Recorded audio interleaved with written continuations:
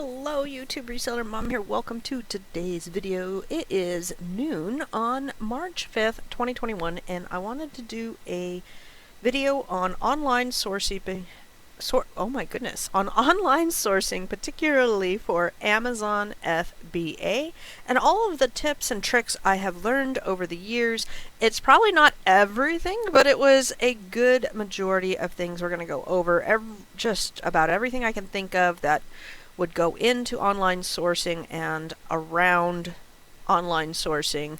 This video has been in the works since last fall. I started piecing together and putting slides together, and this week I said, that's it, we got to get this done. It is now March, and this has been a video that has been in the works for quite a while. But I have learned so much, and piecing it together, I don't want to say it's been difficult, but it's hard because there's just so much going on to it, and pretty much every slide we could spend a long time on and really dive in deep to every slide.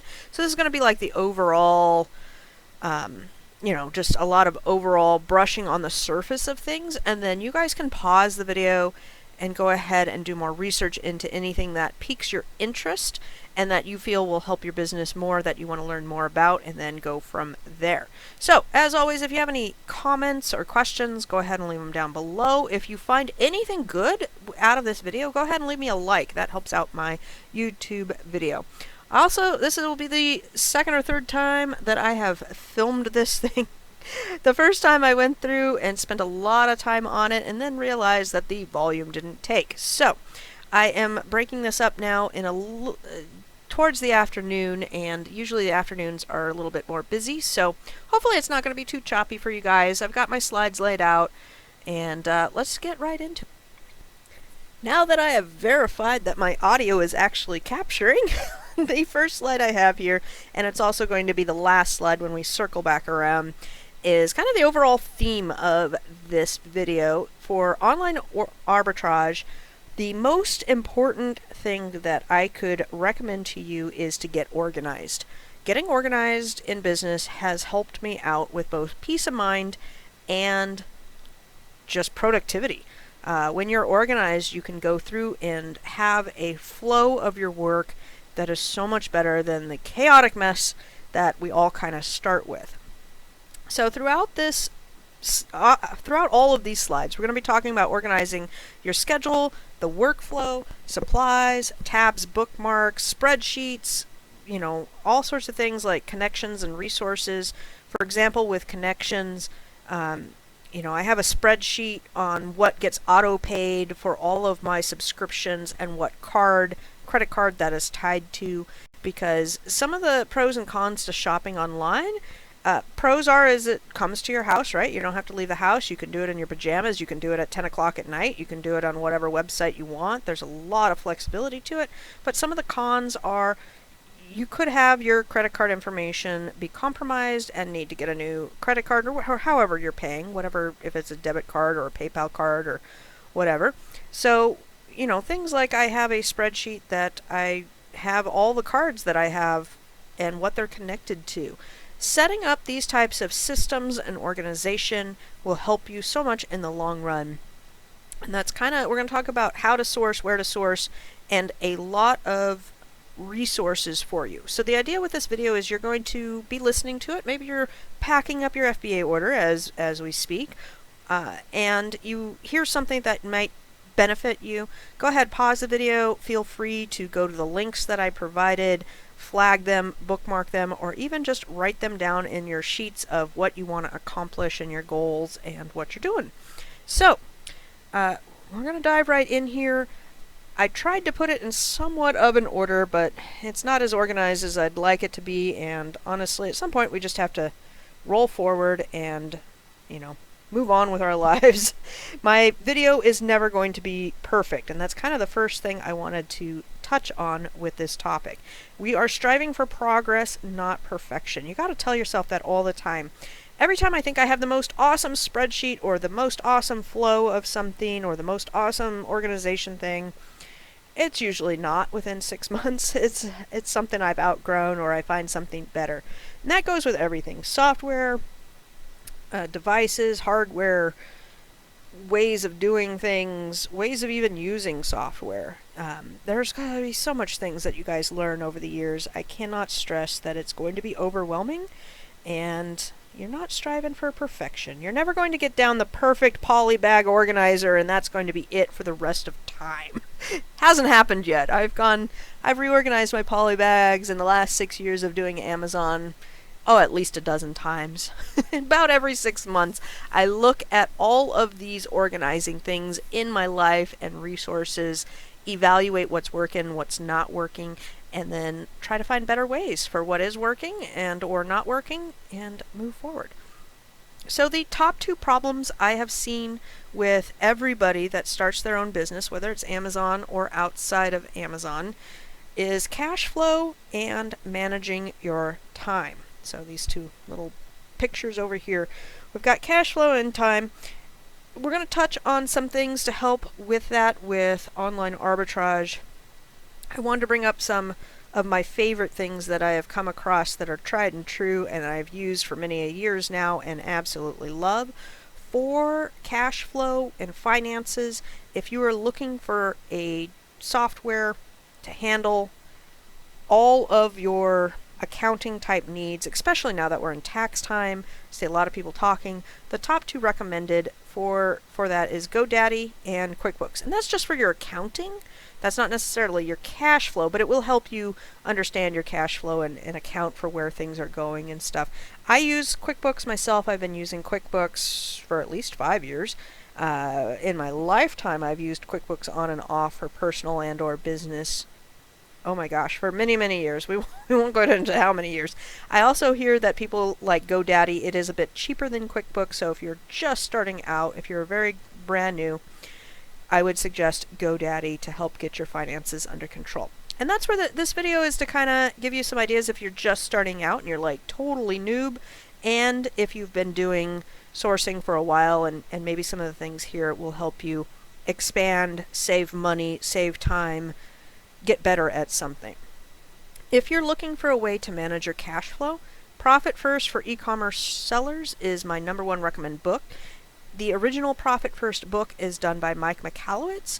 It's also very good. I recommend it, but if you just had to buy one book, this would be the book to manage your cash flow.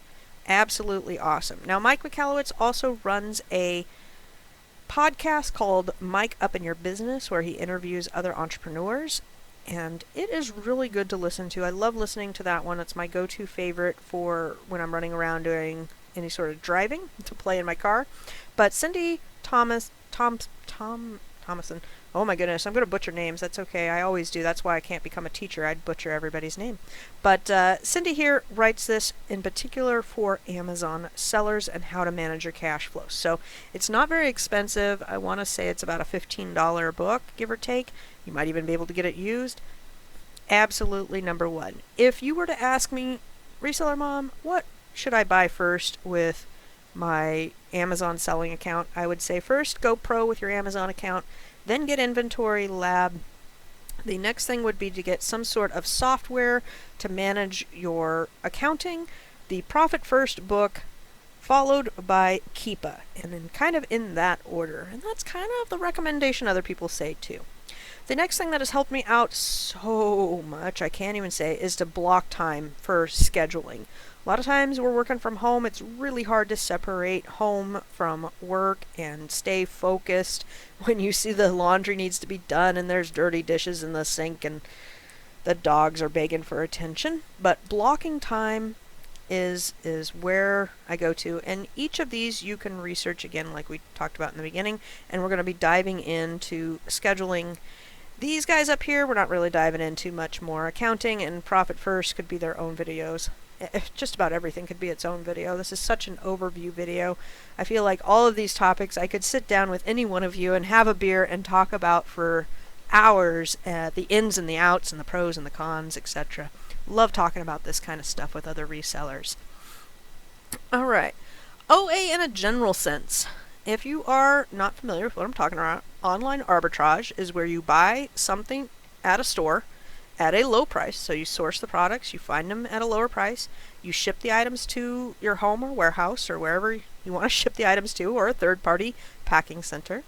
Then maybe some packaging is required, or you got to look over your shipment, make sure nothing's broken, etc. You send the items into Amazon, you sell it at a higher price, and you pocket the difference, and then use that money to go source some more stuff. So that's the general online arbitrage overview that we're talking about today, but it's very similar to retail arbitrage and wholesale. In fact, this whole video could be about all three of them into one, because a lot of the concepts are just across the board the same. You may tweak a little bit here and there. You'll see what I mean as we keep going here. The other beginning slide that I wanted to talk about is common questions that I see on Facebook from new sellers that I wanted to just hack out right here in the beginning with some quick, I'm sorry, answers that pretty much, the answer is it depends on the situation. If you are just starting out, some of the common questions I see is, how much capital do I need to start with my Amazon business? Where do I start? What about IP issues? I mean, that's kind of the biggest problem with Amazon right now, is having some sort of IP, which is intellectual property, be trademark or copyright type of infringements. And then the next two questions that I see constantly is, if somebody does something nasty to me, what do I do? How do I respond?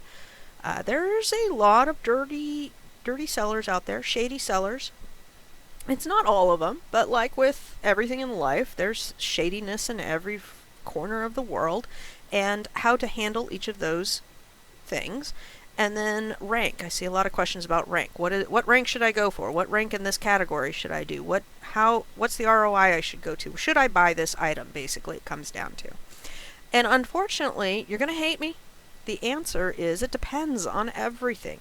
I have seen people start with zero capital and just ask for free books in their Facebook neighborhood to $5,000 of capital. And I've seen each one fail and succeed, and have great success stories and great failure stories on each of those. Where do you start? I say you start where you're comfortable with, where you know the most, where your base knowledge is, and what you have available to you. If you live next door to a Walmart, I'd say start next to a Walmart, because it's right there. You can spend the most time there. For IP issues, I'm going to give you a ton of resources in this video on what to do when an IP issue comes up. Customer responses, that's another one that you're going to have to judge each response and figure out what you do in each scenario. It's kind of like the IP issues. Every sort of IP issue and customer issue is going to require a tailored response. But I'm going to give you some direction on where to start that process, on how to start piecing it together. And then rank and should you buy it? We could spend all day on this. Should you buy something is going to depend on numerous things, such as your buy cost, the sell-through rate, how many sellers are on there, is Amazon on there, what does the Keepa chart look like, what's your tolerance for this, because at the end of the day, everything we buy and we sell and we send into Amazon is going to be a particular type of gamble. Some are really good, like investing in a mutual fund, it's not that risky, and some are very risky, like playing the tables in Vegas. So how comfortable are you, and how much money do you have to play with? Because yes, this is a business, but you can research something to the nth degree and find out that it gets in some sort of lawsuit next month. Let's say a shampoo, I had that happen. A shampoo all of a sudden is making people's hairs fall out. You couldn't predict that, and none of us can. So that's why my answer for all of these questions is it just depends on the situation. And yeah, we're going to provide a ton of resources today, and I'm going to try and link everything down below, but you can always ask me if you have a particularly niche type of question on Instagram at resellingmom, or my Gmail at resellingmom@gmail.com. On Instagram, I think it's Reseller Mom, and my email is resellingmom. Yeah, I couldn't get it all across the board to be the same. So let's start off. What are my OA, RA stores that I go to the most? I listed them out here. The only one missing that I thought of while I was doing this video is Bath and Body Works online. Sometimes Bath and Body Works in person, but they don't really like you going into the store and scanning.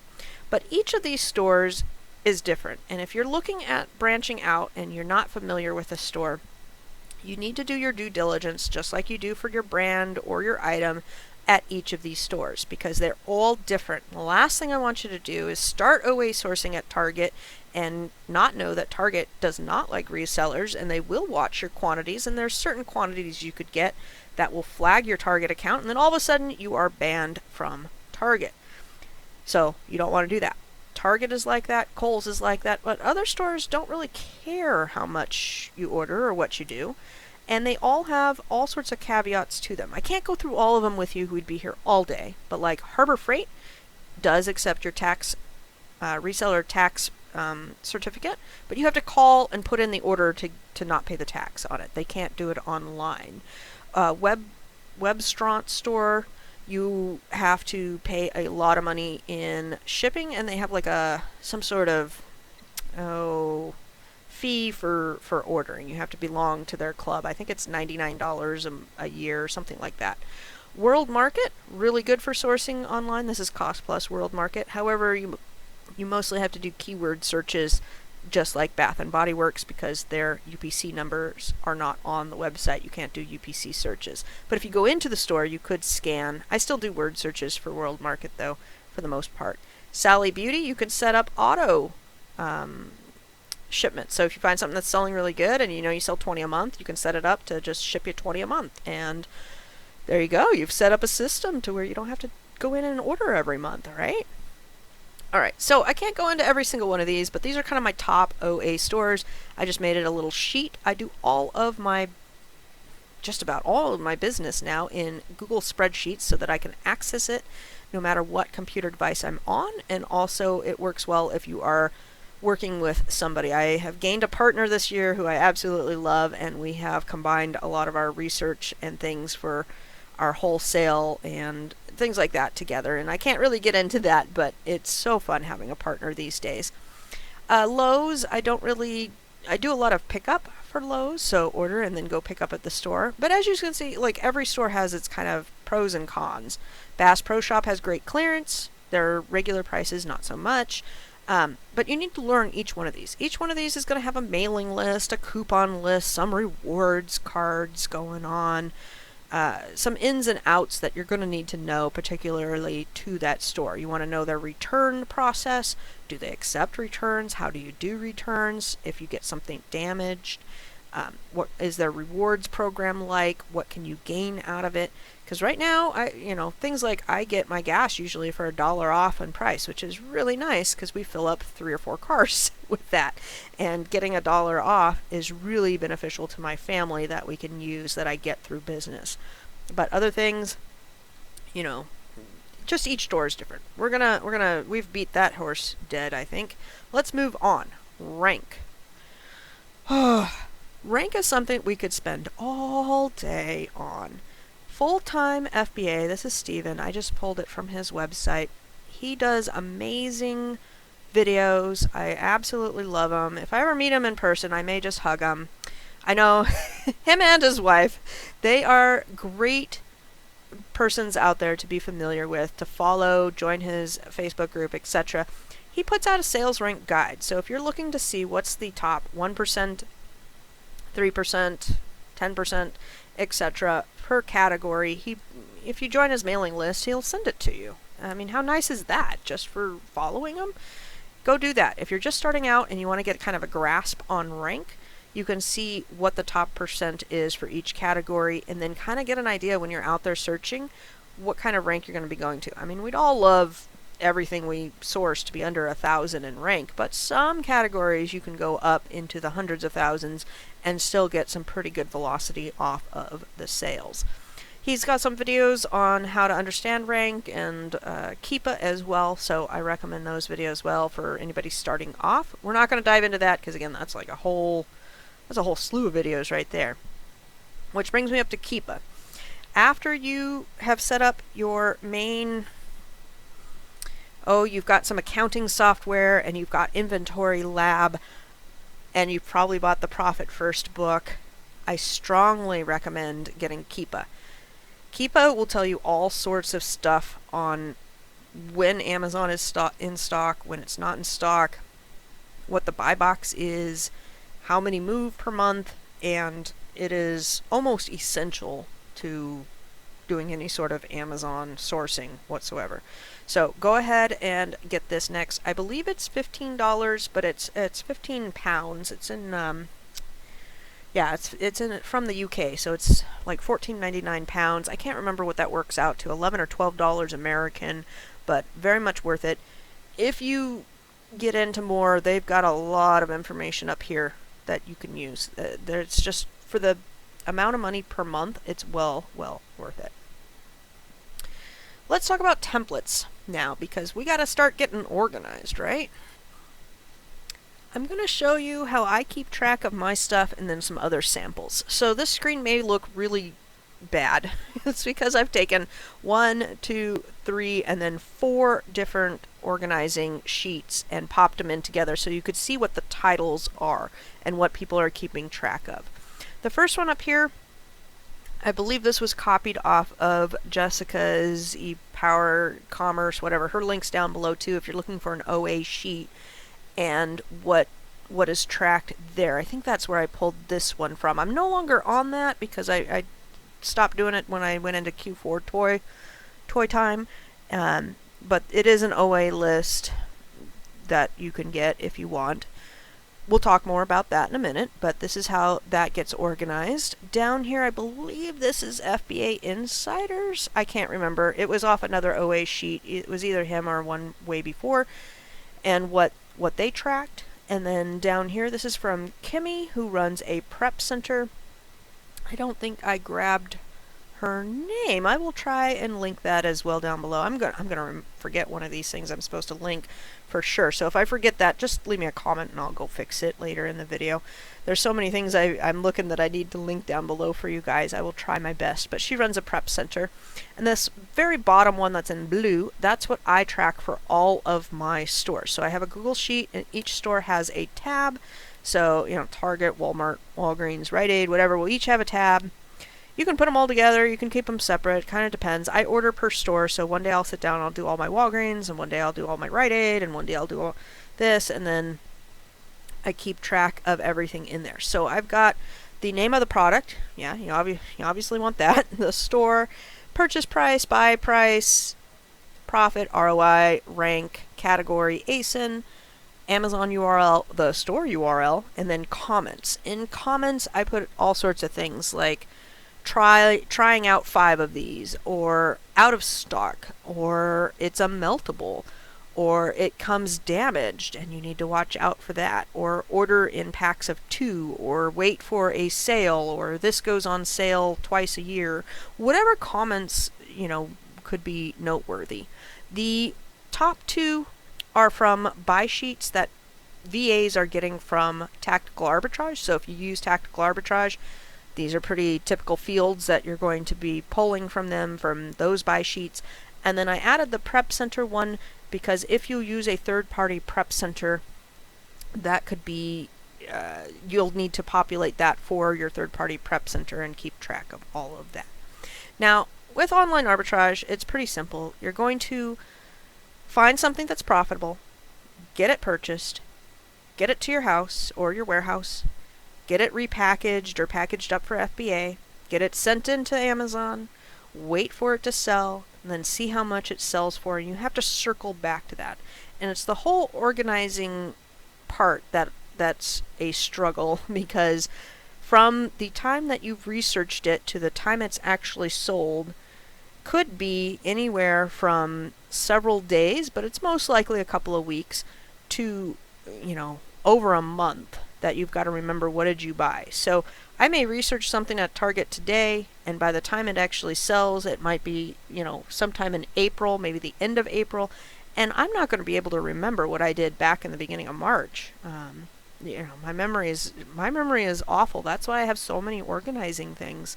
Honestly, I wake up in the morning and I can't remember. My whole brain is like blank, so I have to have everything very, very orientated or organized so that I can wake up in the morning, come down and see where did I leave off yesterday and what do I need to look at today, and not sit here trying to remember everything, because my brain just doesn't. And there's a lot of information I'm going through, so I can't really expect it to either. Okay, so the idea with this slide is to pause it. If you're looking at getting an OA list going and tracking, this is how everybody else is tracking it. A few different ways to do it. Pause it, blow it up, whatever, and go ahead and make your sheet. You want to keep this sheet somewhere where you can access it. Like I said, I do Google Sheets so that I can switch from my desktop to my laptop without skipping a beat. But if you want to do it in Excel or some other spreadsheet type of thing, go for it. Next, I wanted to dive into tracking in Be Cool. Now, not everybody uses Be Cool. Be Cool is a repricer. After you've bought the other softwares that I recommend, Inventory Lab and Keepa, etc., you're going to want to get yourself a repricer. I really like Be Cool for its price and functions. I have seen more people skipping the boat on the Aura, the Aura repricer, and coming to Be Cool because it just does it does the same thing and it's less in the price range. Repricers are always getting better, adding features. Be Cool just announced its AI ability, and so, you know, as things grow and progress, my opinions and what I use is going to grow and progress. But for right now, in Be Cool, you can add things to groups. Now, unfortunately, I didn't grab the titles for this slide, but right here under Actions, you can select something and put it into a group, and this is the group name. So this is my OA target group. Here's my OA groups for other things. I'm going through and, you know, some things I've tried and I don't really like OA at the store, and I will delete, morph, update these lists as I progress. Then I've got what my SKU is called, and then you've got the title and the ASIN and all the product information, rank, how many sellers, etc. on here, and then how much I have in stock, which is nothing on any of these products, and you got all the stats right here, which is pretty self-explanatory. My buy cost, my min, max, my repricing strategy, buy box price, shipping price, what the buy box is at, and then these two columns are what I look at. I'm sorry, these 3 or 4 columns here. This is how much is sold in the month. This is how much is sold in the last week, my profit per item, and the ROI of that item. So when I'm going through and looking and seeing what has performed well, you know, maybe it just hit the inventory. Let's say it hit the inventory and it's only been there for 10 days, and in the last 10 days I've sold 5 that week and 7 total. You know, that will tell me how fast that product is moving. If I'm only making 30%, but each is $4.50, I can analyze to see, is that profit worth it? Or was 30% too low on that? You know, I like to make at least 30% off of any of my replenishable items, but I also factor in what my supplies, labor, handling, what my costs and stuff are. If it's a really quick turn and burn, easy 30% ROI, not hardly any supplies used, not much labor used, and I get free gas mileage off of making that purchase, and I get a coupon every which way, you know, coupon to something or whatnot, that's all going to factor into my decision whether I continue on with that product or not. Now, sometimes you get into a product and, you know, all of a sudden 23 other people are now on that product, tanking the price. You'll want to get off of that product. As I get off products, I'm going to go ahead and delete them out of my inventory over on my Amazon side, and it will get deleted off of my Be Cool group as well. So, like, maybe this one wasn't very good. I bought it for $6.98 and it took 4 months to sell, and I finally got 5 sold or whatnot, and I just really don't want it. I'll go and delete that out and not replenish that. But you'll have to have some sort of schedule where you come in and do these maintenance checks, because your inventory is always updating and getting checked in, and customers. You also want to keep in account, there's a lot of things to think about, right? Like, what season's coming up next? I expect to sell a lot of Easter stuff in the next month, but in June, I'm not going to expect to sell Easter stuff. So if your stuff is seasonal, keep that in mind too. This is how I do my custom SKUs with Inventory Lab. In Inventory Lab, as you're adding things in, you can do a variable MSKU. If you need more instruction than this, you just type into Google Inventory Lab how to do a variable MSKU, and you'll see the walkthrough, but it was pretty self-explanatory. I think there was like a little button right here. I have supplier underscore by cost underscore count. That way when I, like say I do some sort of Excel spreadsheet and I've exported a bunch of data, I can sort it by the store and then just pull out the store, and I can see right there what the buy cost was. So this SKU looks like Walmart underscore $7.24 underscore 1618, which is just some sort of count number that it adds to it. This is so handy when you are looking at stranded inventory, let's see here, suppressed inventory, your inventory that you want to get rid of, or that's inactive inventory. If you need to find a receipt for something, having this information will help you, go to a receipt or backtrack it in whatever. Anyhow, having a custom SKU has been so much handy.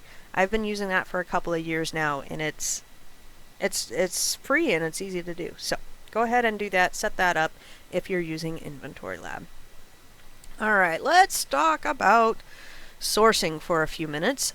A lot of times with sourcing, it's kind of the chicken or the egg. Do you go to Amazon and do you find something that's selling really well and then back source and find where to buy that product? Or do you find a product that's pretty well priced and then go see if it's selling on Amazon? Kind of the chicken or the egg, and either way will work, and you want to get familiar with many different ways of sourcing so that you don't want to just learn one way to make money. You want to have several options available to you. With Bath & Body Works, we're going to go through several examples here of how I source and what I look for. With Bath & Body Works, one of the things I love is just an image search. With your cell phone, so on the computer I'd have Bath & Body Works page open. With your cell phone, you're going to open up your Amazon Seller app, and you just click the little camera that will do an image search, and you hold it up to your computer screen, and you can do an image search that way. That is really handy on certain websites like Bath & Body Works.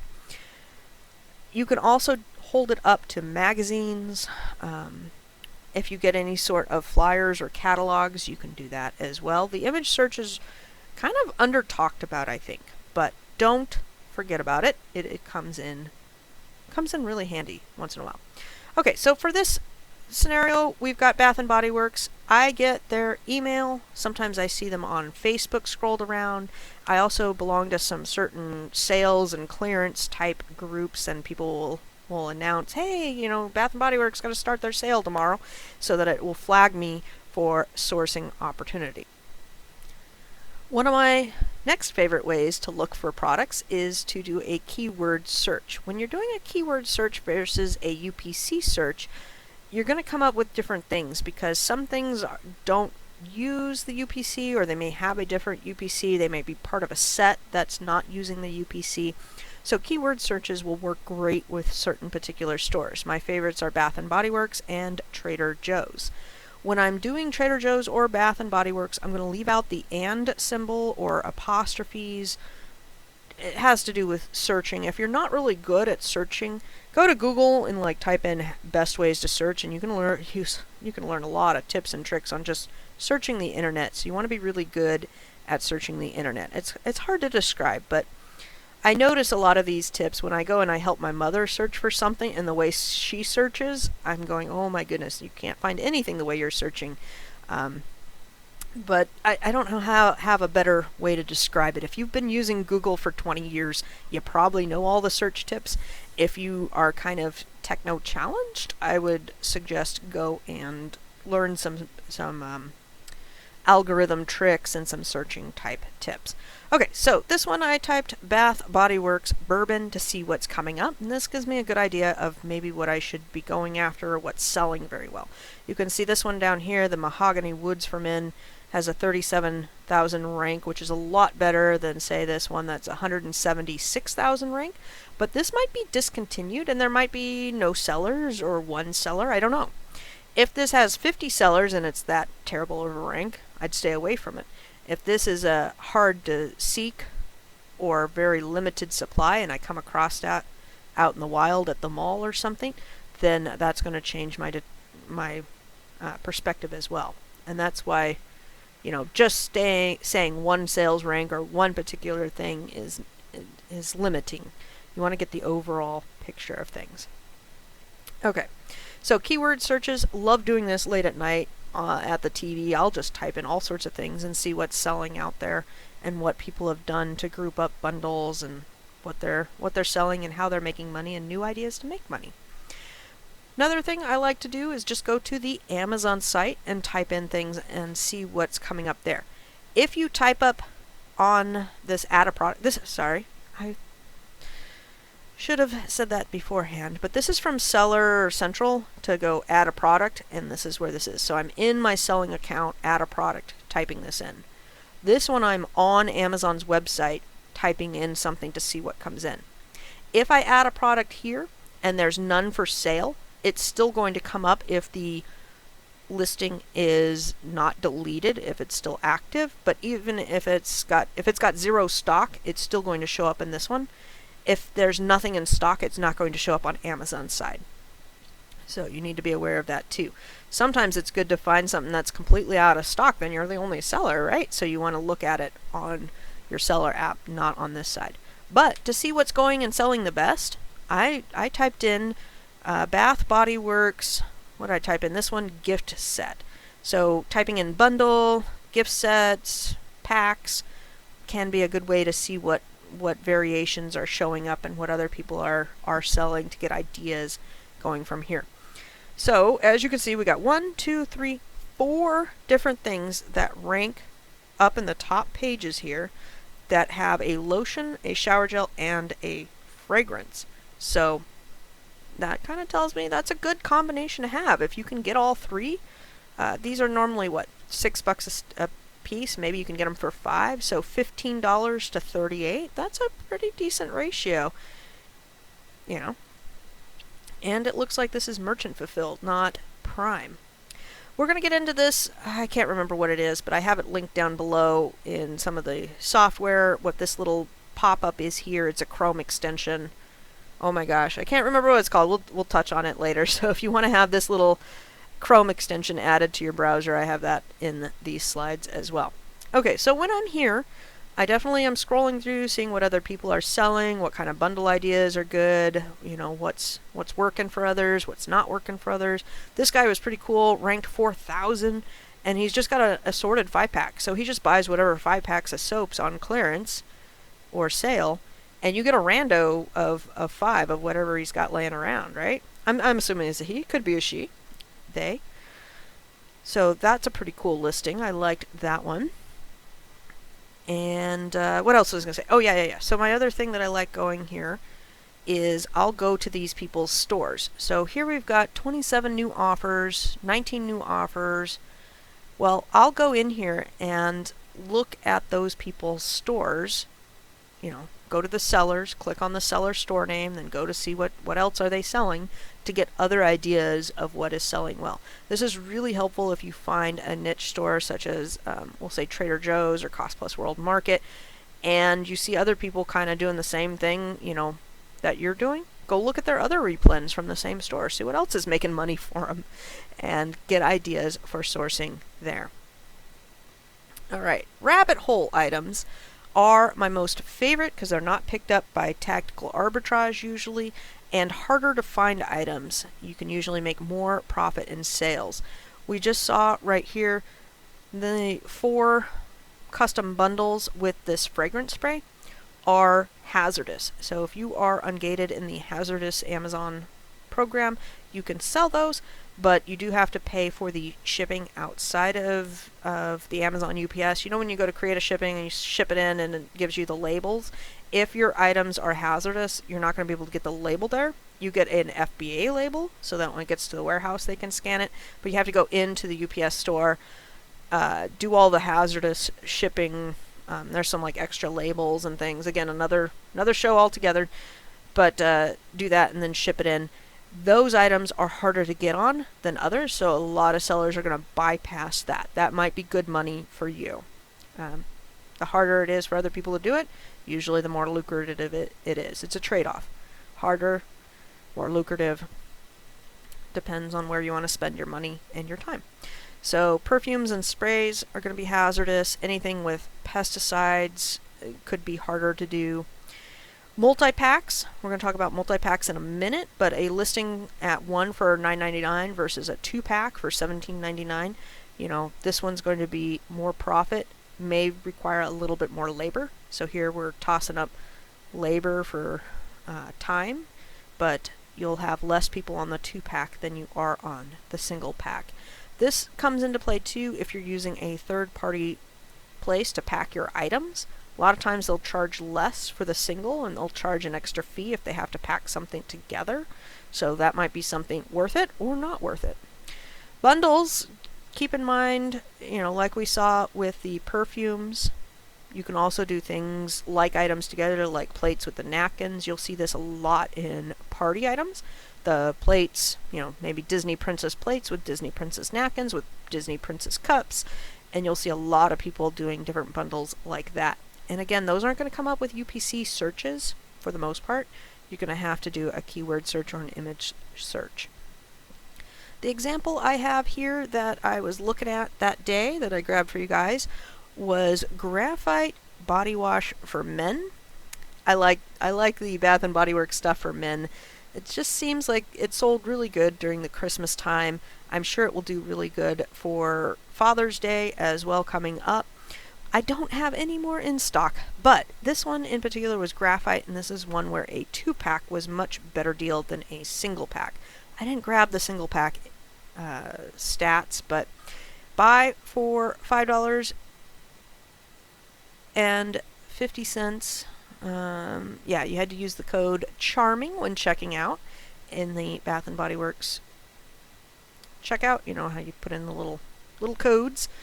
And it was going a 2-pack for $27.90. Now there was 18 people on there, but during Q4, right near Christmas, I'd hold out on my price. It's probably going to sell. Q4 is just crazy time, and a lot of people are looking for gifts, and this would make a great gift.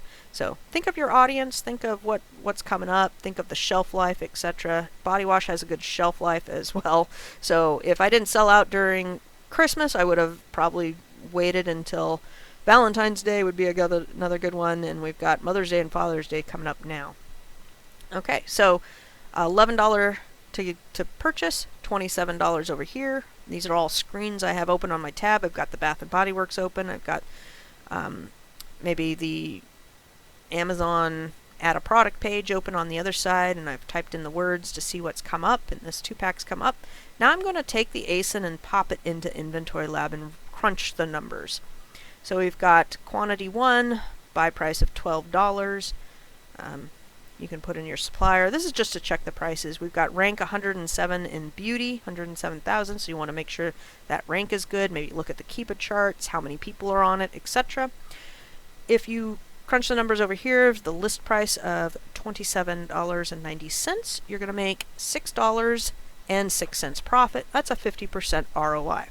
So is that $6 profit worth taking this and making it into a 2-pack? How long does it take you to make the 2-pack?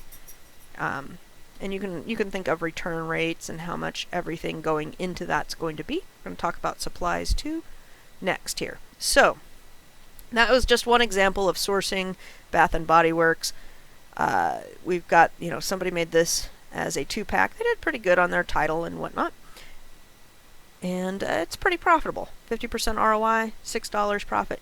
Yeah, I have a packer here, lady who packs for me, and she can pack, probably a ton of these in, half an hour, at least 20, and earn her keep because $6 profit is worth it. It's a pretty easy one. Throw 2 in a poly bag, you're good to go.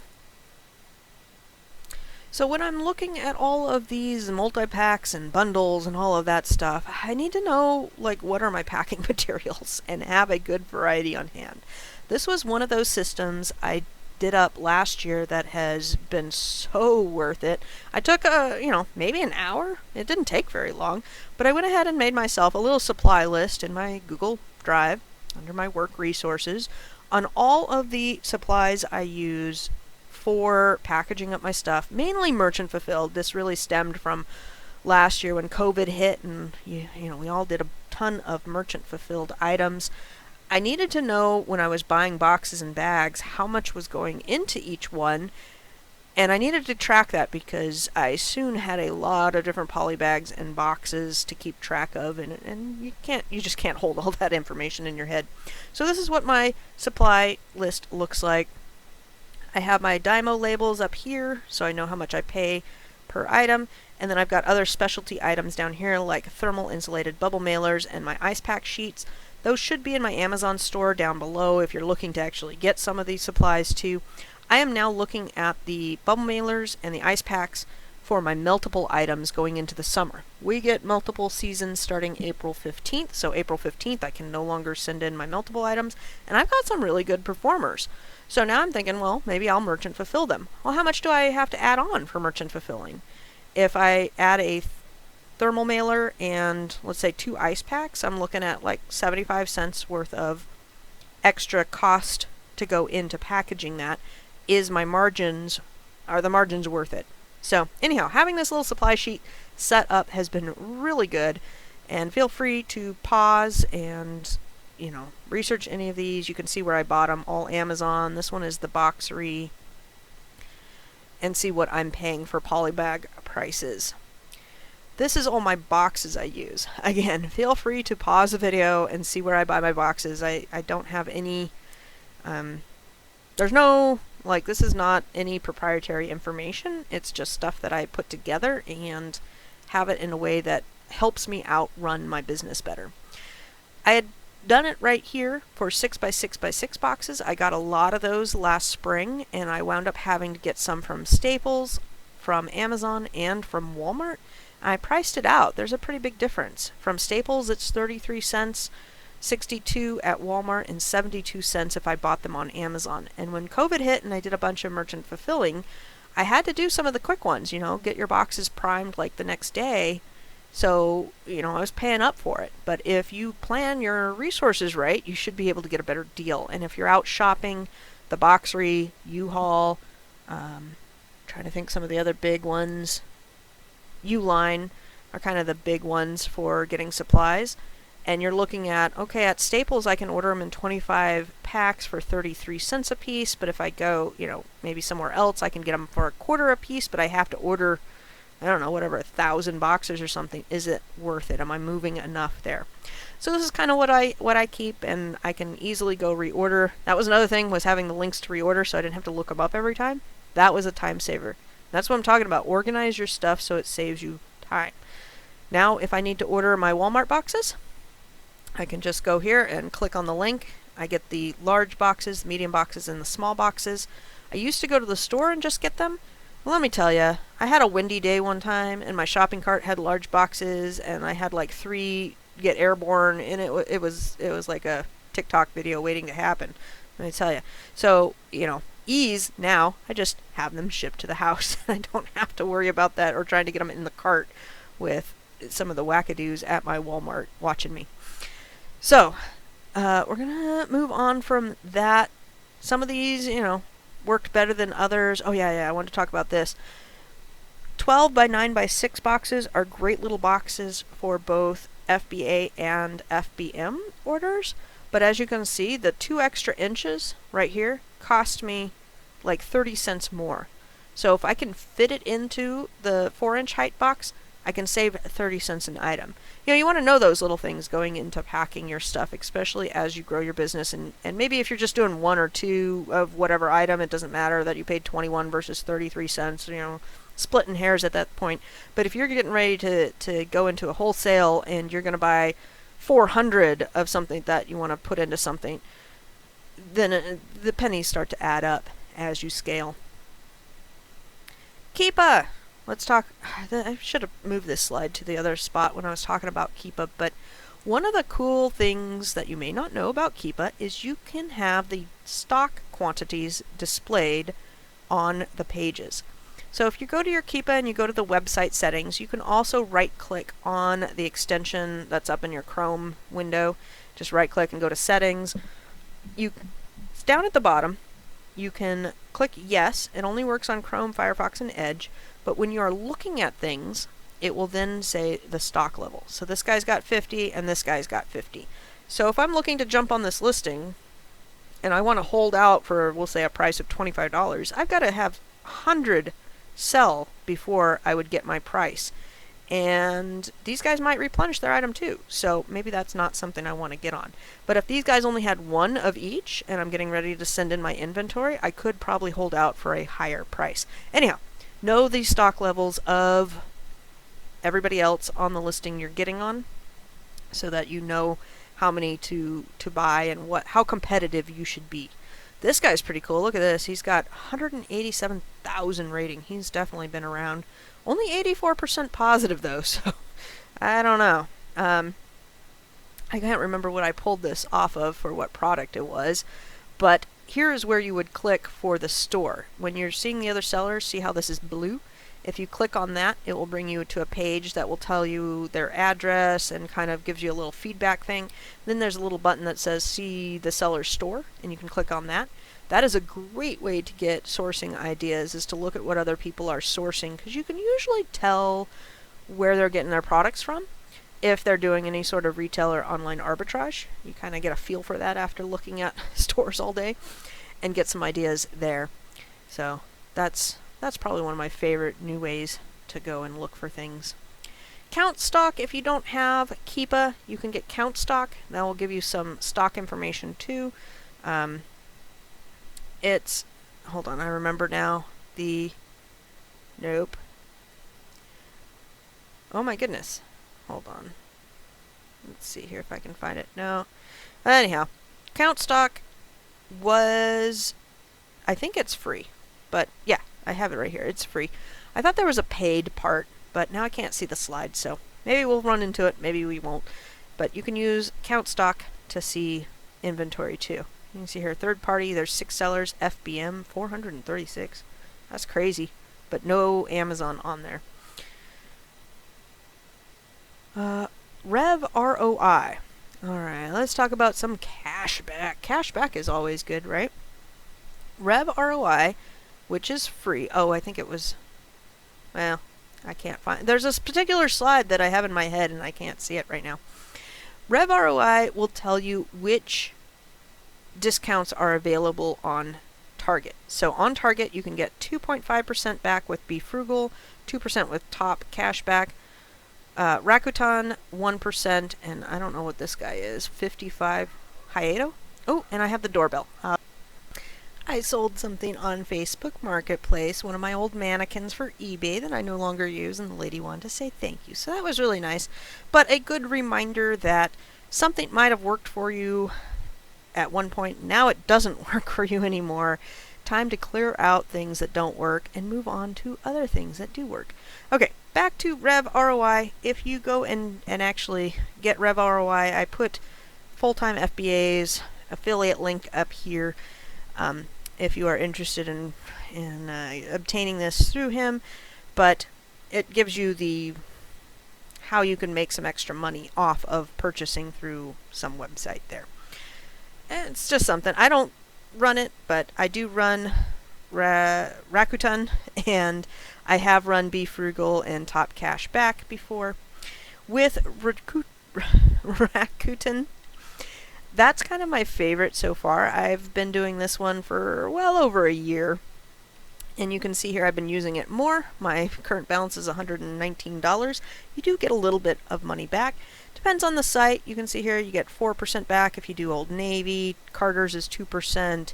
Nike can be up to 8%. But my go-tos are Kohl's, Walmart, Rite Aid, Walgreens, Target, LTD, Staples. So if I'm ordering boxes from Staples, you just click a little button. It will look like this, and you activate your cash back right before you make your purchase. And there you go. That's all it does. One of the things I did learn recently is they used to send me a check, which was great, and then I just deposit the check in the bank. That's not that big of a deal, right? But they will link up to your PayPal account for you and just send it to your PayPal account. Then you don't do anything. And I would much rather do nothing than even a small chore. Automate as much as you can. So enjoying that. Very easy to use when you're doing online arbitrage. To click this, activate, and then you just have money deposited into your account. Gift card sites. This is another way that you can make purchases and get kind of money back or rewards back, or at least not pay as much as you normally would.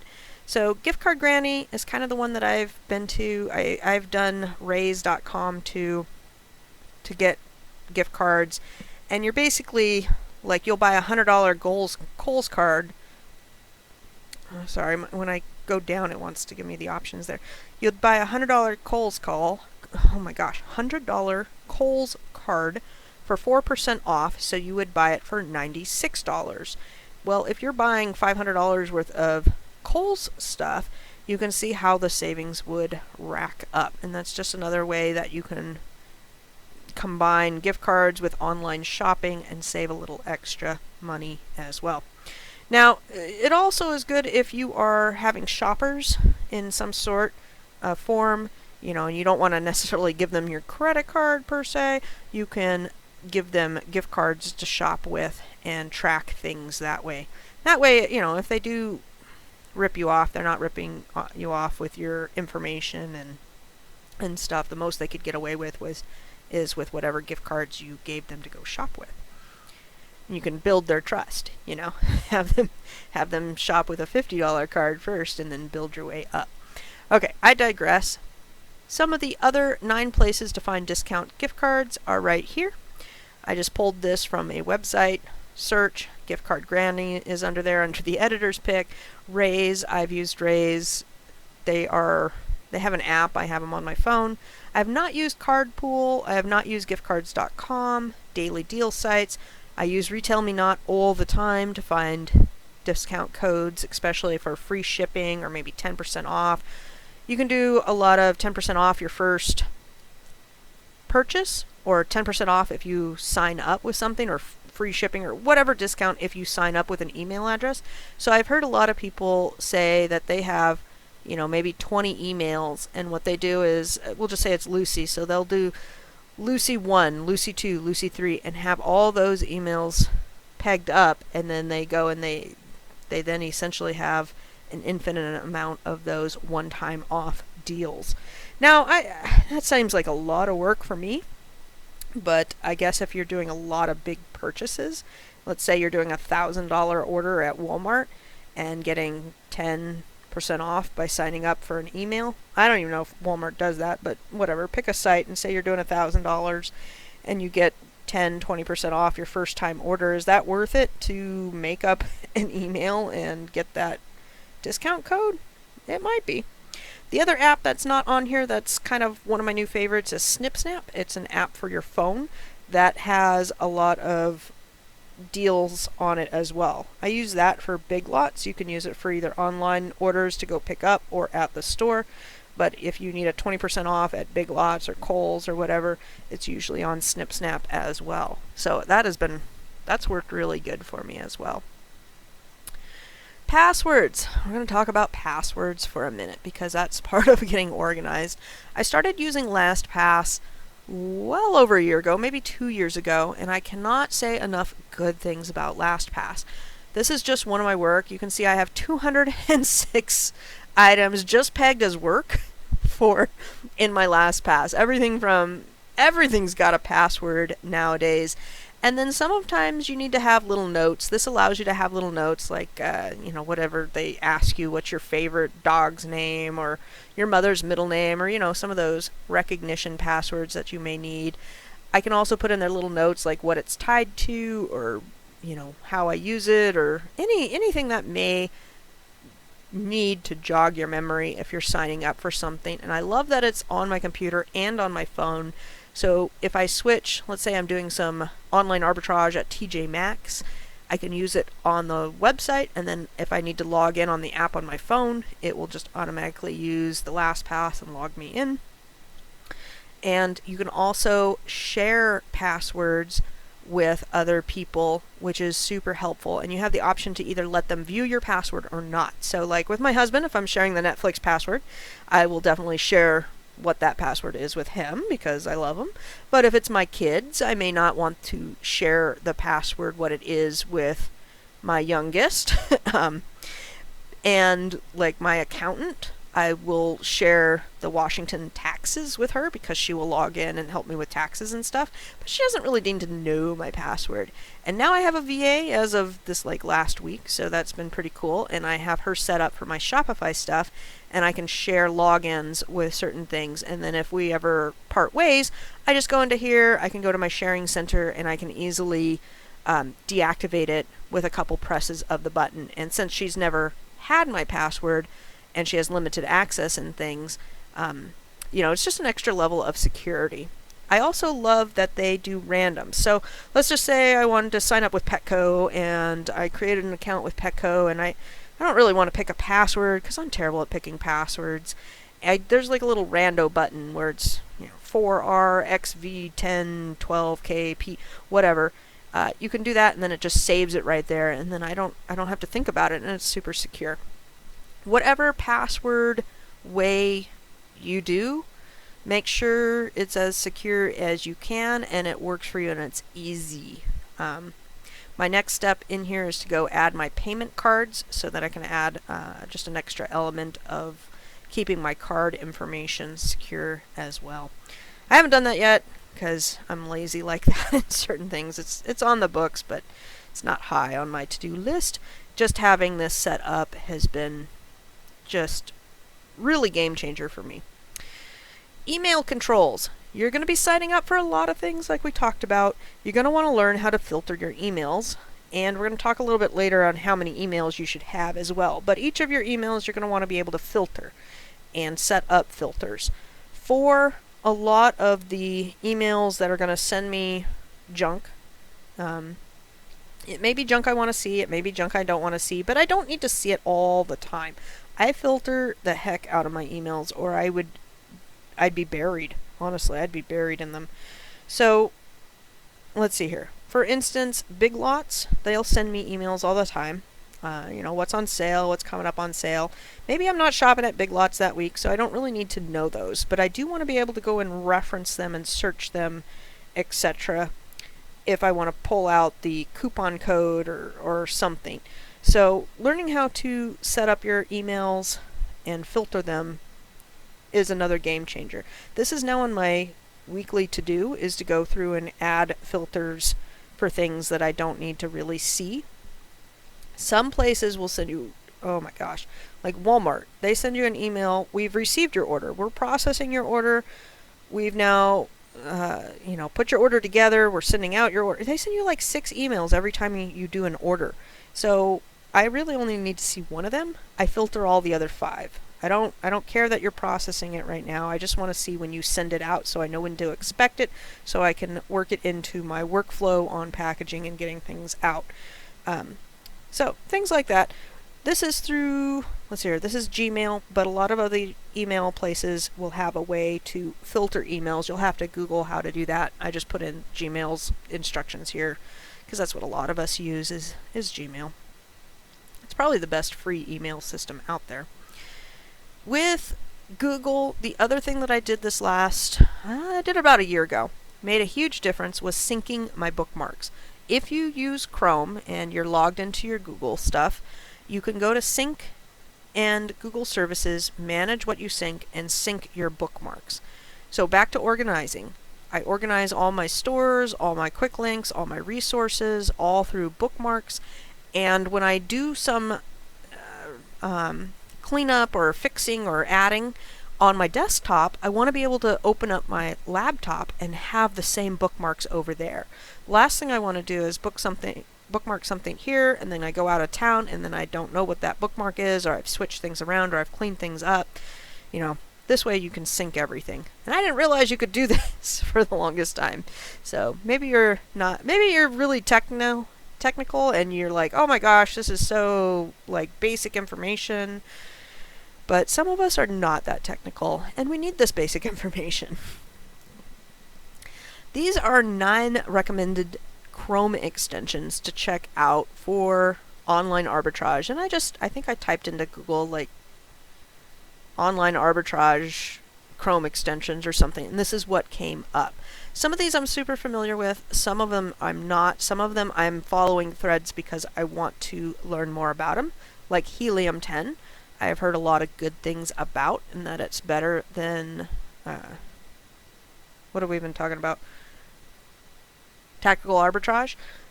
And it will find you better things from what I see on the Facebook groups, but I need to do a lot more research into that before I pull the trigger and buy something as expensive as Helium 10. Jungle Scout, I have heard, was much better a few years ago. With Keepa, we've talked about Keepa, really love that. Camelizer, I've used Camelizer a lot in the past. I haven't used the Camel too much in the recent views. This is the extension that you saw earlier that I said I couldn't remember the name of, DS Amazon Quick View. It adds that little blurb at the bottom on rank and how many sellers, etc. So that's a free one that was really easy to install on my Chrome extension that I really do like, so I'll be keeping that one. Some of these I like to try out, and if they don't work, get rid of them. A lot of them have free trials, so I usually do a bunch of research for them. I'll see what everybody's opinion is, read some Facebook boards, maybe some of the Amazon forums on how people are liking it, or what to stay away from, or what to do, or what they recommend, and then try the free trial out. Really have to dedicate some time to it because you only get usually 7 days to try something out, and then see if it's going to work for me, and then either step back and say I'm not ready for this, or I don't know enough, or I'm not quite ready, and or pull the trigger and go ahead and do it and make it worth it, because the last thing you want to do is sign up for Keepa and then not use it. It's like $15 a month, which is not bad. Sorry, it's £15 a month. Not sure. I think it's $11 or $12 when the conversion hits. But you don't want to pay $10, $15 a month for something and then not use it. So keep that in mind when you're looking at all of these softwares. The free stuff, try it out. It's free. I'm all about free. But the paid stuff is, you want to do that strategically so that you can make the most out of it. Tactical arbitrage. I threw this one up because a lot of people use it. Take it with a grain of salt. If you are thinking about doing tactical arbitrage, go watch a video, and then watch another video, and then watch 50 more videos on how to use it and how to make it the most for you. It can be a very good tool, but it is often a little bit on the more expensive side of a tool, and if you're just using it the same way that friggin' everybody else is, and doing VA and OA lists off of it, you're going to wind up sourcing the same thing that is going to have 100 people on it, price tanking it the next day. So there is definitely some ins and outs to learn with the tactical arbitrage. When I was on the OA list, I am not on the any OA list right now. I stopped it when I went into Q4 toy sourcing. But I found that a lot of the items that were just on the list, the basic items that were found that they directed me to, were price tanked within 3 weeks. Just price tanked because they were on every other list out there. But if I went to that product and I found something else from that product, like I used it as a direction tool, not an end-all be-all, I would do a lot better with my side finds and my rabbit holes than I ever did with stuff that was on that list. That's not to say that I didn't have some good ones, but it's a lot. And if you're just starting out, this is not a beginner type of thing. This is a try some other things out first, and then once you get good, then go to tactical arbitrage if you want to go down that route. Myself, I'm going more wholesale. I don't want to go more arbitrage. I want to go more wholesale. Arbitrage is great. I still love it, but it's not where I want my focus and my end all to be. I want to build more relationships with wholesale people and go the wholesale route and not the arbitrage route for a variety of reasons. This is Jess and Gabriella's e-commerce empowerment.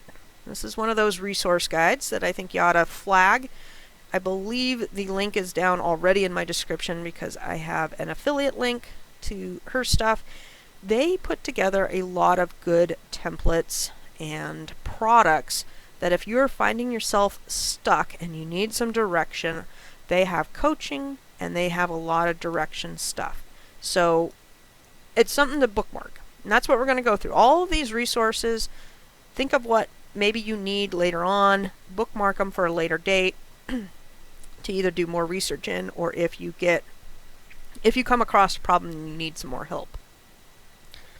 I try to be upfront with what I get kickbacks from, or I'm affiliated with, and what I'm not affiliated with, what I've tried, what I've not tried, what's good, what's not good. And that's basically on my opinion, based on my opinion and my experience that I try to share with you guys. But at the end of the day, I really just want to provide you guys with resources that you can research yourself and see if it's good for you. Because it may be good for you, it may not be good for you. So Jess and Gabriella, I do get an affiliate link associated with that down below, and I have purchased their plan of action templates. They're okay, they're good. I mean, if you have nothing, it's a good start.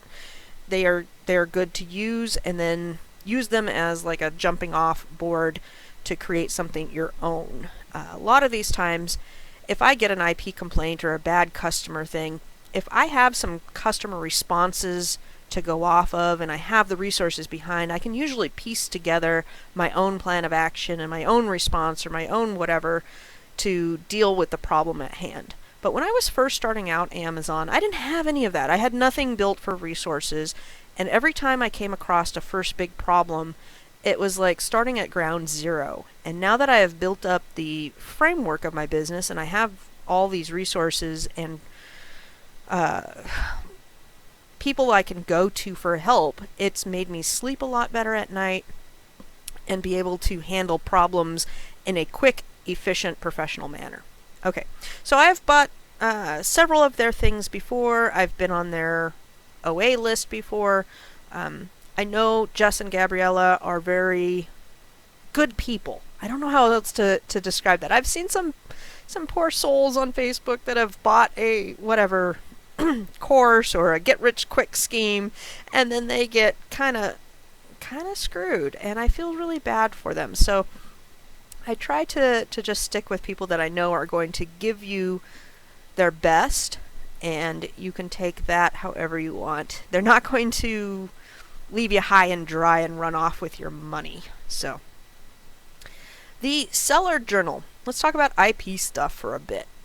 We talked about it a little bit here. They have templates. If you have no idea what templates to start with, they have some that you can use for a price. With Seller Journal, they have a free IP claim database. So go ahead and bookmark this. Most of the time I usually just Google whatever the brand is and IP claims to see what is in the news and what posts have been done about them. A lot of times, if they're known for the IP claims, you can tell by just a simple Google search, but you can also look up the brand here on this webpage as well. And it's free, so free is good. It's not ever going to be 100%. You know, some brands are fine forever, and then all of a sudden, like this week with Starbucks, boom, they do not want you selling the travel mugs and coffee mugs. So a lot of people got hit with the IP claims for Starbucks this week. However, in the forums, they are saying that if you contact the email on that Starbucks IP email, the policy warning, that if you sign off some template thing that they have, they will retract the IP claim. So anyhow, bookmark this one for future. This is Jessica on Fiverr. She does a lot of her stuff on Fiverr, so if you ever wanted to talk to a counselor, or not a counselor, a coach, and or have her help you write an inauthentic claim and template or whatnot, she will do that for, $100, which is not bad. That is one way to start. And that's kind of, when you get an IP problem, there is anywhere from free to thousands of dollars to solve it. And it will depend on how bad you've messed up and what kind of receipts and templates you have.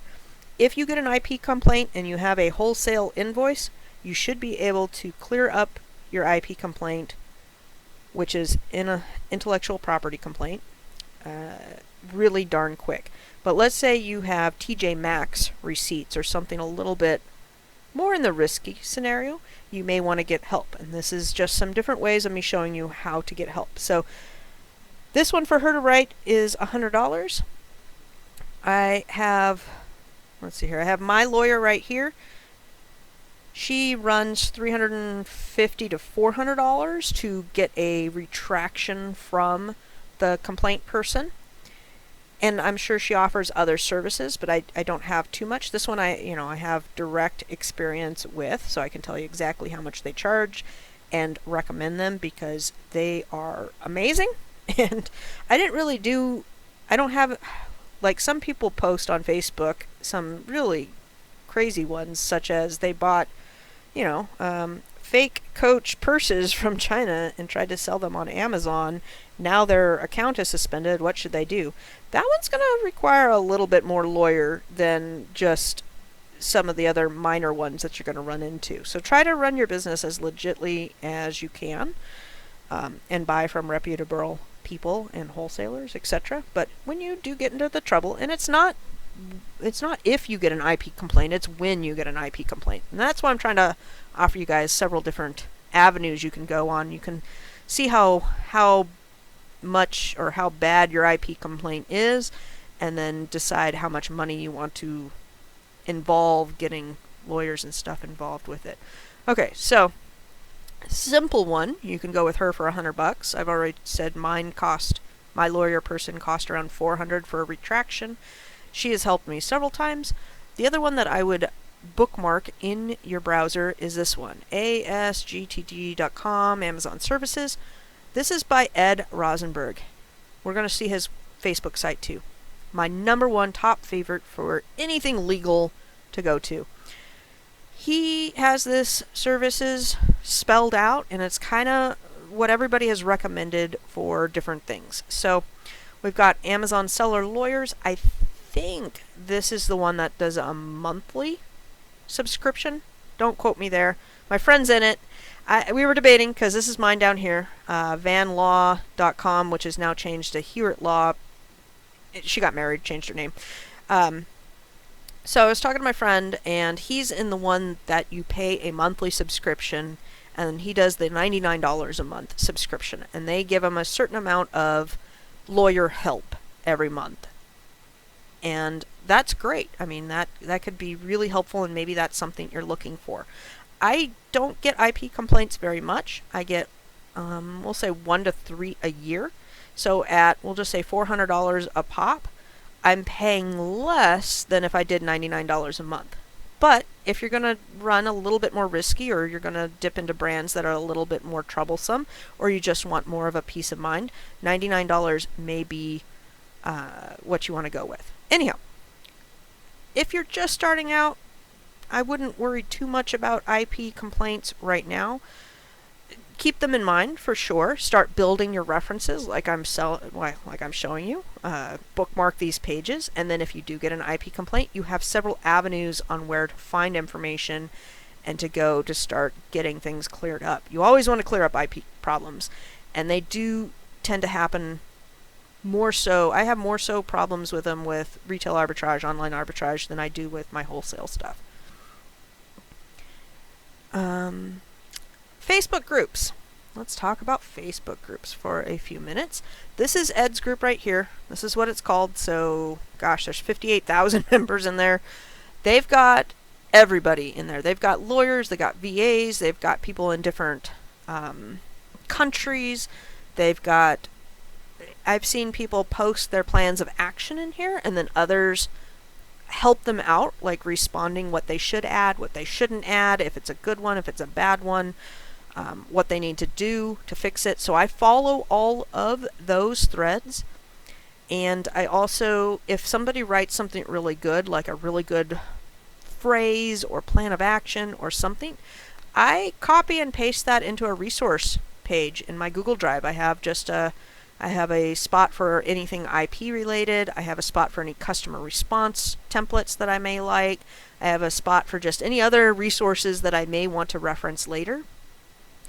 And that comes in really handy because I may not have that specific response now or need it now, but I may need it later. For instance, there's been some really good responses for Amazon accounts getting shut down with the idea that Amazon thinks you have multiple seller accounts open, but you don't. A lot of people are getting this. I don't know why. I don't know what the deal is, but they're getting shut down because they're being told that you can't have more than one seller account open. And they're going, but I don't. How do you prove a negative? That's a very tricky one. So there's been some good responses, and I don't have that problem now. And a lot of times I would have gone, oh, I don't have that problem, I'm just going to move on and forget it. Well, now I'm going, oh, I don't have that problem now, but I'm going to copy and paste this excellent response so that if I ever do have that problem, I can go and reference that response to kind of come up with how I should attack that problem. Anyhow, you can also search these. So if you just go to this, if you get in, it's a private group, you have to answer some questions. It's really easy. Get into the group and you want to search, say, Starbucks, because that's been the hot topic. You can find the threads that are addressing anything to do with Starbucks. So that's another good thing to do for problems. There's something I was going to say there, but we'll move on. Okay, Hustle Buddies is my new favorite one. They've been really good. They've got a lot of good question and answers. Really great Facebook group to get and belong with. They talk about a lot of different software that could be applicable to you. So if you're doing online arbitrage, this would be a great one to do. E-commerce women, this is Jessica's group. I do recommend it. I don't know if they're letting men in. They might be now, but for a while it's just been only women. It might only be women. But if you are kind of scared to post something in these bigger groups, because sometimes there can be some members not being so nice, I recommend getting into some smaller groups where you feel more comfortable. You can also ask me any questions down below, or you can email me or hit me up on Instagram as well. Oh, I did have one last thing. Public service announcement. If you are following threads on Facebook, there are on each post 3 little dots that if you click it, you can hit show notifications for this post. And if anybody posts something, you will get a little notification and you can go read what they post. You don't have to type in there following or F or whatever to get flagged to see what's going on with that post. You can also unfollow the post if if there's been 300 replies, you may want to get off of that and not be notified anymore. But I do that constantly with anything that I might be remotely interested in. I will just right click and follow what the responses are for any of these things, especially some of the more intricate legal issues or accounting issues, and see how people are doing and how they're handling it. Now, not everything you read on the internet is going to be for sure, but again, it gives you a stepping off place to go do your own research for. So on some of these, like, people are writing what their taxes are and what they're doing with their taxes, and they're saying they write things off this way or they write things off that way. That's not a CPA or a lawyer telling you what you can do. So take that information with a grain of salt and then do your own research and figure out if that's how you can and or want to do your business. A lot of threads on should I create an LLC or a sole proprietorship, or how do I do my business structure. All of those are going to depend, but you can see what other people have posted and their reasonings pro this or pro that, and get some ideas off that. This was a huge tangent, but I think it's important to set up your network on where you get information from and how you process that information, especially with online arbitrage. We already talked about my lawyer. This is her website. Absolutely love her. Free IP scanner. Let's talk about this one. This is a Chrome extension. 'Tis free. And let's see here. If you just want a free extension, scan unlimited. I'm not sure if I have this one installed or not. It says add to Chrome, so I don't think I did. I can't remember if I added or not. But you can run it. You can play with it. Again, it's direction. I haven't tried everything out that I come across. There's just so much out there. It's an unbelievable amount of information when you're doing Amazon. It's easy to get lost. Templates. So we're doing online arbitrage, and you're gonna have problems, right? And as you're going through and you're joining these Facebook groups and you're building the basis of your business and you're building the structure, you want to build systems. And as you come across good things for templates, you're going to want to flag them and copy and paste them into something so that when you do come across these problems, you have a little bit of a base of either people to go to or templates to follow so that you can come up with responses. The 3 that I highly recommend is customer inquiries for returns and for items not arrived, to have some basic responses made there. You'll see those a lot on Facebook. You know, how do you respond if your customer didn't get it for da-da-da-da-da? Mostly for merchant fulfilled, but every once in a while you get Amazon issue or FBA issues as well, fulfilled by Amazon. Plans of action, you'll see a lot of those floating around on the internet, and I grab whichever ones I can, and I've also paid for several so that I can have some basics to write a plan of action. If I have 6 different examples of plans of actions, I can tell you that I can piece together those 6 different examples to come up with a unique one for my unique scenario. But just knowing that I have some examples built up gives me that peace of mind at night and something to go off of when I do need to get them. Retraction requests, that's another one. I've seen several examples floating out there in the internet. You can even just Google like Amazon FBA owner retraction request or something like that and see what people have done. Do a little bit of research to build up the infrastructure of your business to not get shut down with IP complaints. I saw a lot of people get hit with Squishmallows in January, and then this week with Starbucks. So it happens. Again, it's not a matter of if you're going to get hit with an IP complaint, it's when. So you want to have your stuff set up. You want to know where to go to if you get yourself in a pickle and how to get out of that pickle so that you can lose the least amount of days suspended or the least amount of time and keep rolling with buying and selling and making money. You don't want to spend your time on this kind of stuff. Trust me, it's not fun stuff. Oh, this was the slide that I kept thinking of. This is for the free one that we just had. Scan Unlimited.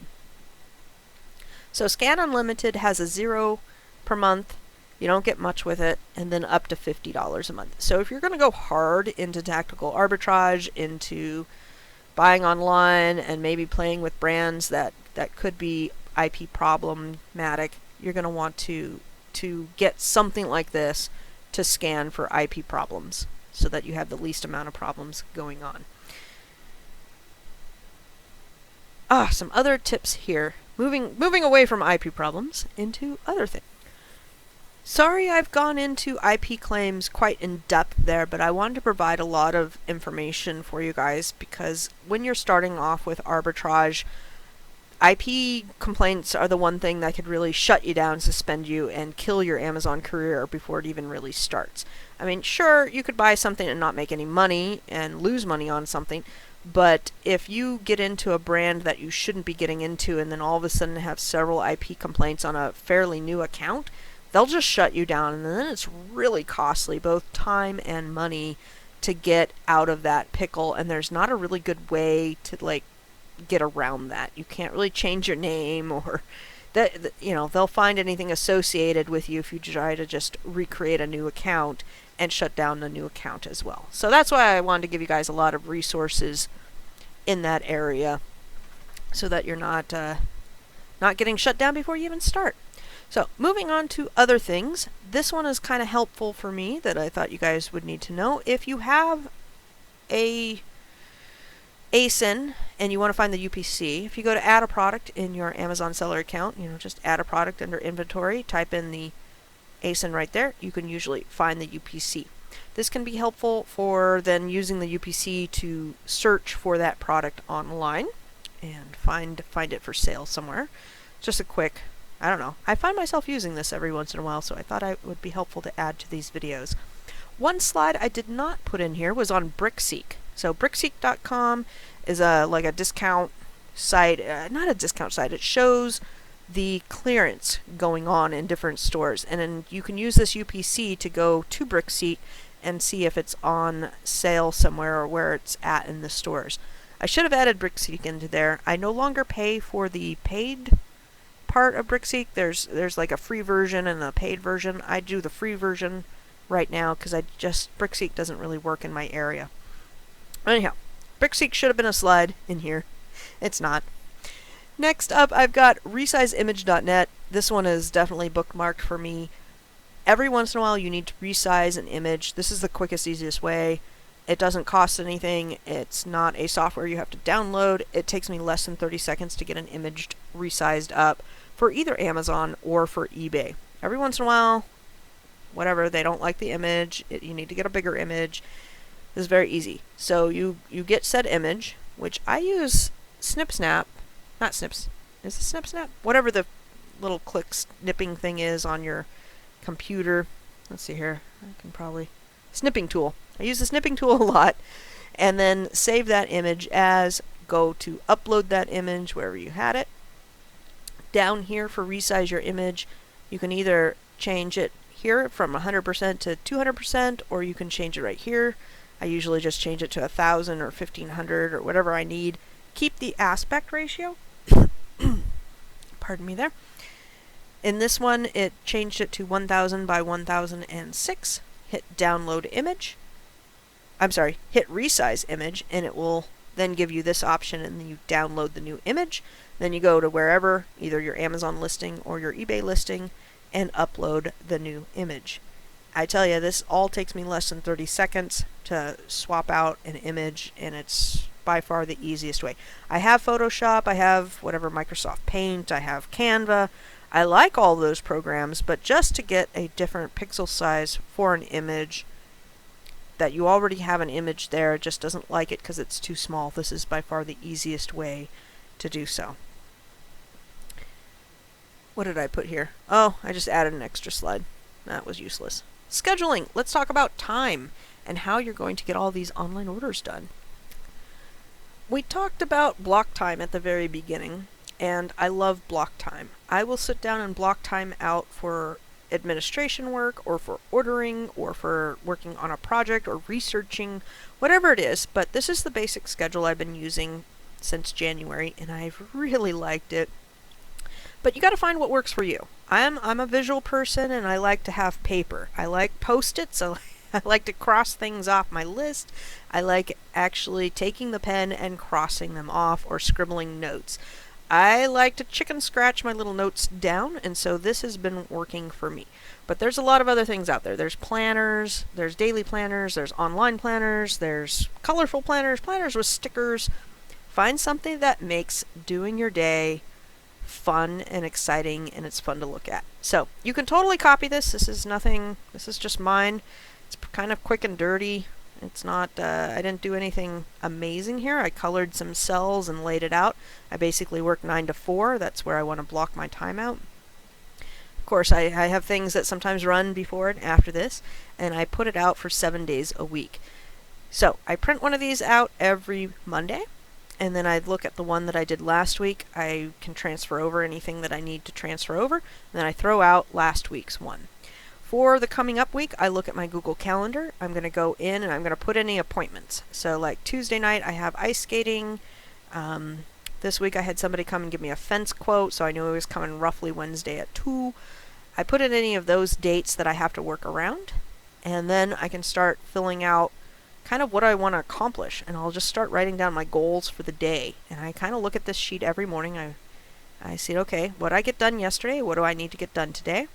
And these are all my routines that are things that I might need to do. And I just brainstormed one day. We're going to zoom in on that. So I've got my admin work. You know, I want to go into my Be Cool and do my settings. And I've got it all here. And once I do this for the week, I'm going to cross it out. So if I go in and I clean up my emails on Tuesday, I've blocked out my admin work time. I'm going to go in and clean up my emails and cross that off. Spend 10 minutes, 20 minutes, whatever you need, clean up emails, cross it off. Delete your old listings in Amazon, peg 10 minutes for that, go in, delete a bunch, cross it off. And this keeps me on track for getting things done. So all my admin work is under admin. My replens, accounting, I usually do once or twice, so I'll look and see if it's, the time of the month that I need to do my accounting. I'll plug that in for usually Friday mornings. Paid my bills this morning. QuickBooks, go in and do your mileage, paying your employees. My morning routine, so when I wake up in the morning, did I answer my emails? Did I check my account health? Did I, checking my checklist. That's my Google checklist. Sorry, some of my notes are, I know what they mean, but you may not know what they mean. But I have a Google Keep list where I write down anything that I need to remember to do the next day, because I think we talked about this. I wake up in the morning and I don't remember anything, but late at night I may be thinking, oh geez, I need to answer that email tomorrow morning, or something might come in and I need to take some sort of action. I write it down on my Google Keep list, so I double check that in the morning, make sure that anything that had gotten flagged gets done, and then I go through my daily tasks in the morning. Monthly tasks, I've got CPA reports that I need to pull for her, and filing the monthly paperwork, so I just can put that in. Anyhow, all this extra room in here is where I put my projects that I'm working on. So if I'm making a new bundle, or I need to research a new wholesaler, or I'm expecting something in to come in, I will jot all those notes down in this extra space, and if I need to add it to a time frame, I will, but it mainly just keeps me on track for what's coming in. So that way my packer, she knows today we're doing this and tomorrow we're going to do that, and then we're expected this shipment on Friday. We kind of know how our week is going to plan out. So I thought I'd share that with you guys. This is nothing crazy, but it helps me stay organized and be productive, especially with online ordering. I only go out sourcing like once a week now, on Sundays usually, as you guys know if you follow my haul videos. So I'm doing a lot of shopping online. So I will be looking at my Be Cool list and seeing what I need to reorder. And I'll usually do 1 or 2 wholesalers on one day, and then I'll do a couple OA people, however I have it planned out, and rotate around for getting things ordered. I don't want to put in too much information for you guys there. I have structure, but I'm not going to tell you exactly what I'm ordering on what days, if you know what I mean there. Google Keep, let's talk about that for a minute. This is probably the #1 list keeping type of app that I absolutely love. Again, it's by Google. It's this little light bulb icon. You can have it on your desktop, and you can also have it on your phone. I have Google Keep lists for everything. My kids have chore lists on there. We have packing lists that we save for, if we're going out of town, like what we want to bring. But I have a ton for work as well.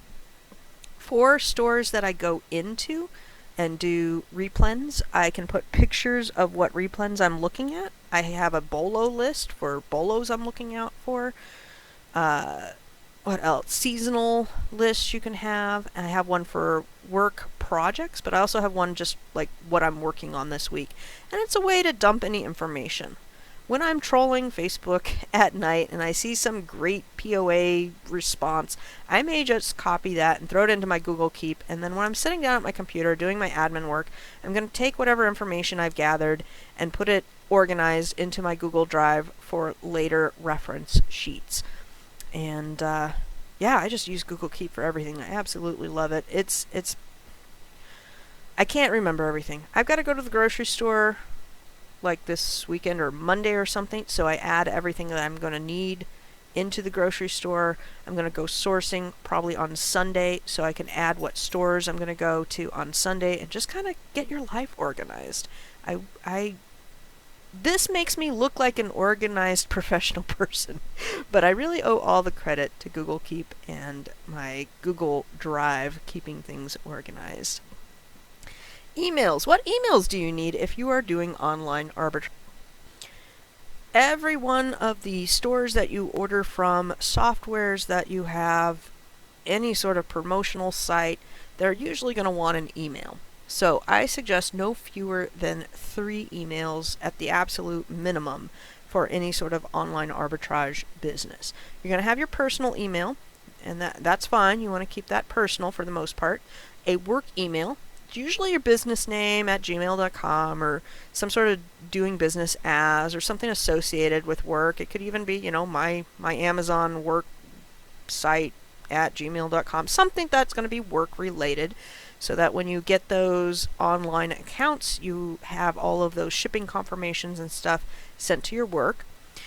And then you need a junk one. I really do think in this day and age you need a junk email. This could be for all your promotional things, or what you sign up for and whatnot. I have even seen somebody that uses tons of junk emails. I'm not sure if we mentioned this earlier, if I did it in the first recording or not, but they have like 100 emails set up for all of those first time discounts that you get. If you go to a website, you know, it says enter your email here and you'll get whatever, 10% off, 20% off, free shipping, something cool. And what they do is, if I were doing it, I'd be like Lucy's email 1, Lucy's email 2, etc., all the way up until however I need it at gmail.com. And every time I ordered from that website, I would enter in a new email sign up and get that discount code. So I don't do that. It's an interesting concept. It's kind of cool. But I do have a junk email that has a different first and last name, a different date of birth and age. I just use my grandma. She's been deceased. So if I get an email there, I know that it's not really important, but sometimes you have to put in an email for something and you really don't want to. So have a fake one that you can use for those sites. Now, if you're going to do any work with Alibaba or AliExpress, I suggest a different email for that. I have a YouTube email, resellingmom@gmail.com. So if you want to email me there, you're more than welcome to. And you could do any other email you want to do that to keep things straight and organized. But the last thing you want to do is have your personal email, I call it spamified. I'm not sure if it's not really a word, but you know, when your email gets out there too much and all of a sudden you're getting so much spam, the email is pretty much worthless and you have to change it. So I keep my personal very separate from my work, and I keep it very separate from my junk email. Facebook groups. We've talked a little bit about Facebook groups and some of my favorite. And obviously you want to join Facebook groups about FBA or online arbitrage, right? But you also may want to join clearance groups for that particular store. I recently joined a Walmart and a Target clearance related thing, but there's a lot of coupons groups or clearance groups for particular stores that you may want to join. There's like Disney fanatics that will tell you when Disney stuff goes on sale. So if you really like sourcing Disney stuff and selling Disney stuff, and you live in an area that has a lot of that, you may want to join a Facebook group that tailors to that. New product launches. This is one of my favorites to get OA ideas. When the new Lady Gaga came out, or there's been some new M&Ms or Kit Kats or cereal that's coming out, I get what those new products are and if they're going to be hot or not, and kind of can gauge if all the comments are like, oh my gosh, I can't wait to try this, or oh my gosh, this looks disgusting, then I kind of know whether I want to go and try and source that product or not. I have a lot of entrepreneur and business related sites that I do join that I like seeing how they do things. They often talk about best ways to track your mileage or accounting software or marketing, ClickFunnels, things like that. So I do like hearing about that. Software. If you are starting up Tactical Arbitrage or Inventory Lab or even in your Repricer, there's probably a Facebook group to go along with that. Those are great because they will share with you tips, tricks, maybe things you didn't know on how to utilize the software you're already paying for. So that could be a good one to join. And then VA information. If you're starting to go down a road for whatever, online arbitrage, VA, if you want to source from Alibaba, anything that's niche like that with reselling, see if there's a Facebook group that gives you information about that, how to handle VAs, what to do with them. I know that there's been a pickup with discontinued pallets in the last year with COVID. A lot of people are buying the pallets and selling them on eBay. If that was something that I was interested in business-wise, I could join that group, find out some more information, see if it's for me, see some basic Q&A going on. But Facebook is a great place to gain some knowledge, direction, and other resources. Now, take it all with a grain of salt, because at every single one of these types of places, I have seen good information, I have seen bad information. Take it with a grain of salt. If they recommend something, do some due diligence and do some more research on that too.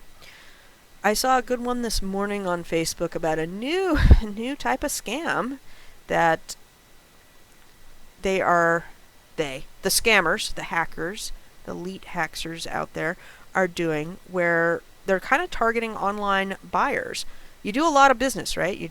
You're buying at all these different stores, you're trying to keep track of it. Well, what they're doing is they are emailing you saying that your order didn't process correctly, they need to verify some things. Just click on this link and verify some things. Easy way to get hacked. So, just knowing about that has now brought it to the front of my attention. I think I reposted it on Instagram today. But being up on what new scams are happening or what new things are going on in the world has been really good for business. Some other things that I've learned: UPS and USPS pickup services can be very useful if you are working out of the house to save time to having to go and drop off boxes. I had a load the other day that almost didn't ship in my car, so I almost had to get a pickup going. If you do fulfilled by merchant, you can schedule a pickup and use your FBM tracking number to get a free pickup, and they will pick up whatever you want at that time with just that free thing. So if you're doing a combination of FBA, FBM, don't forget that you can get a free pickup using your FBM tracking number. You can also get free shipping labels if you're using just a 2 per regular size sheet pickup, shipping label. You can get free shipping labels. What else was I going to say there? There is a way to pay for pickups if you don't get any free pickups. So, you can research that if you're interested in picking up. Schedule your USPS pickups. I recently learned that on the phone app, that's pretty easy to do. So let's say it's late at night and you forgot to schedule a pickup for tomorrow. You can do it from your phone now. I didn't realize that. I've been using a lot of the pickup at the store. So this is really launched during COVID and is kind of a combination between RA and OA, right? You order it online, but then you go pick it up. And it takes out all of the damage that happens when you have it shipped to your house. Let me tell you, some of the stuff that arrives at my house looks like it's been drop kicked a few times. But you can go pick up at the store, and that allows you to get the items pretty quick and flip them in even quicker without tying up your capital as long. Because if you have to tie up your capital for 4 extra days while it gets shipped to you, that's 4 extra days of it not selling. So I've done this for Walmart, Target, Cost Plus World Market, Walgreens are my top ones that I like to go pick up at the store. So I make a bunch of orders and then spend a day and just go drive around and pick up all the orders while listening to a podcast. Anycart and Instacart. I have not tried Anycart, but it's kind of a competitor to Instacart. These have shoppers that bring you stuff. So Instacart, pretty simple. You make an order, somebody goes out and shops for it. You can either make money by being a shopper, or you can have stuff delivered to you. This kind of saves more time than money. They do an upcharge, right, for the products. I think it's about 20%, give or take. I haven't tried Anycart, so I couldn't tell you there. It's just an alternative. There's other alternatives too. What is it? There's a new Walmart one that looks really cost efficient. It's not in my neighborhood yet. I'm super excited about the new Walmart coming out, because if I could do my Walmart replens and get them delivered to me without going into Walmart and without the up price of like an Instacart, that would be amazing. Okay, so for Instacart this last year, I did it for seasonal stuff that was on clearance. Have the shopper go pick up the clearance items, bring them to you, and then flip them on Amazon. That saved me time and allowed me to, I think one day I had 3 or 4 shoppers scheduled at different stores all around my neighborhood. Can you imagine how long would it take you to go to 5 different stores, pick up things, and come back to your house, versus just having them to it? And it was an item that was normally, I'll give you an idea of the numbers, $6 marked down to $2, and I took 2 of them, made a bundle, so $4 cost of goods, selling for $29.98, and I think I made about $10 off of each 2-pack, and shoppers were bringing me about 60 items, so 30 of them, $300 worth of profits every time. So I don't know what the exact, I didn't check what the exact uptick was, but it was about 20%. So yeah, do the math. It was worth it, especially since I couldn't go out shopping that day. Anyhow, lots of different ways to make money and kind of think outside the box there. All right, receipts. You're going to get receipts, and online arbitrage is no different. Some of the receipt things will link to your accounts, and automatically process, earning you rewards and then gift cards to use, on top of the money that you're already saving. So this is what's this is on my phone. This is my receipts to scan little spot. Swagbucks is a survey. They'll pay you for doing surveys. So if you're just sitting there watching TV and you want to make some money doing surveys, you can try Swagbucks out if you want. Box Tops is for the kids' school. I try to scan my receipts there to help out the kids at school. I think I've earned them $5 all last year, so it's really not a great program.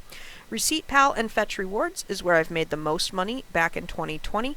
I think I made $40 worth of gift cards in Fetch and $30 in Receipt Pal, which is not huge. I'm not very good. I'm not very diligent with these guys scanning receipts by any means, but it was $70 extra to spend that I didn't have.